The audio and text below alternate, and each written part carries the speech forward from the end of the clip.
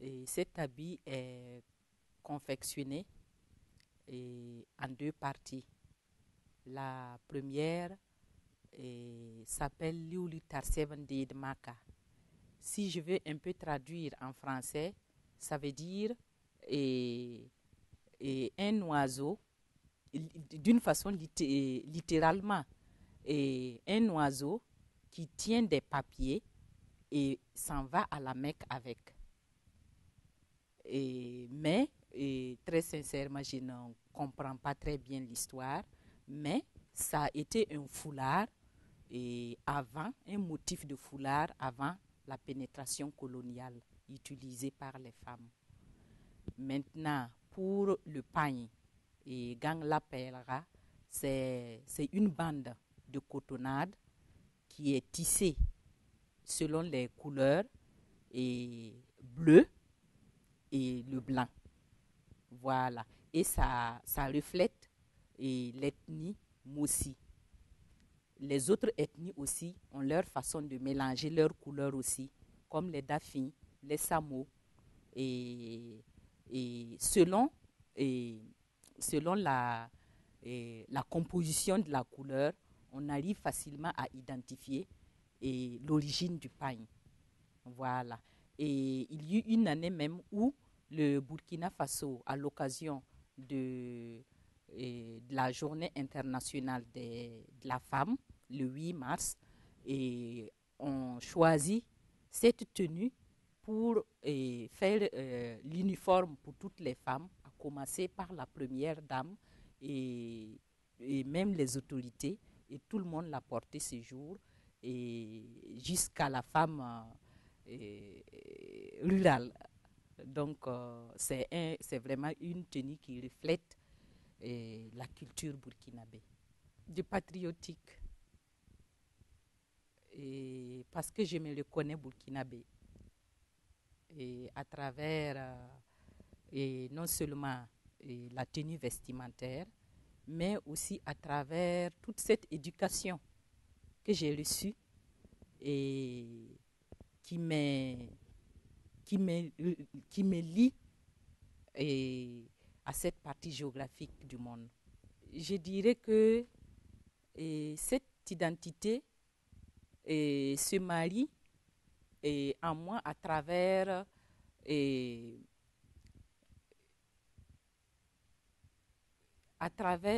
les événements que je vis et à travers les contextes aussi. Si je suis dans un contexte où c'est utile pour moi d'affirmer mon identité, je n'hésite pas. Et si j'appartiens, je suis dans un contexte où c'est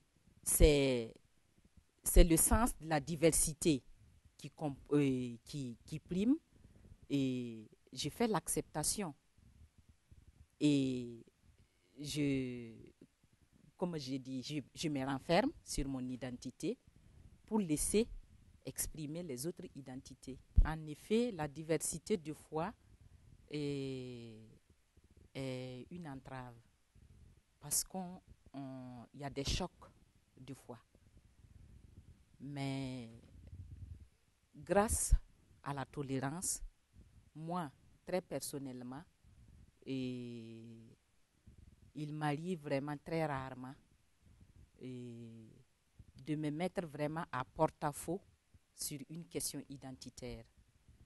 Oui, je peux laisser exprimer l'autre tout en sachant au fond de moi qu'est-ce qui peut changer et qu'est-ce qui ne va jamais changer, quel que soit son discours, en ce qui me concerne.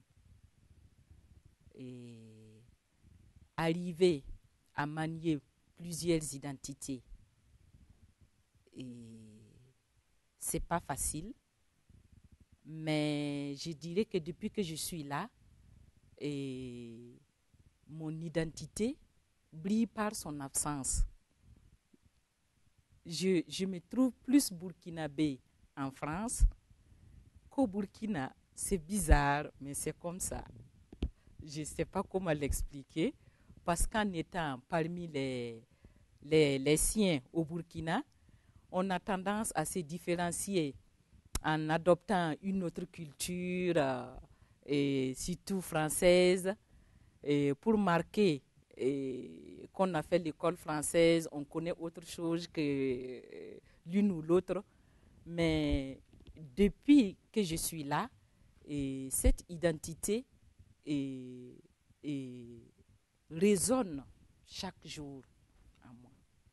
Et moi, je dirais qu'il serait difficile de cohabiter avec les autres identités. Si nous n'avons pas cette façon de voir et de manier notre identité, ça va être difficile. Mais je reconnais qu'il y a des traits qui sont inconciliables, les traits identitaires qui sont inconciliables tout de même. Oui, quand ça touche vraiment à ce que vous êtes, à votre intégrité. Dans un premier temps, il y a la langue qui est là.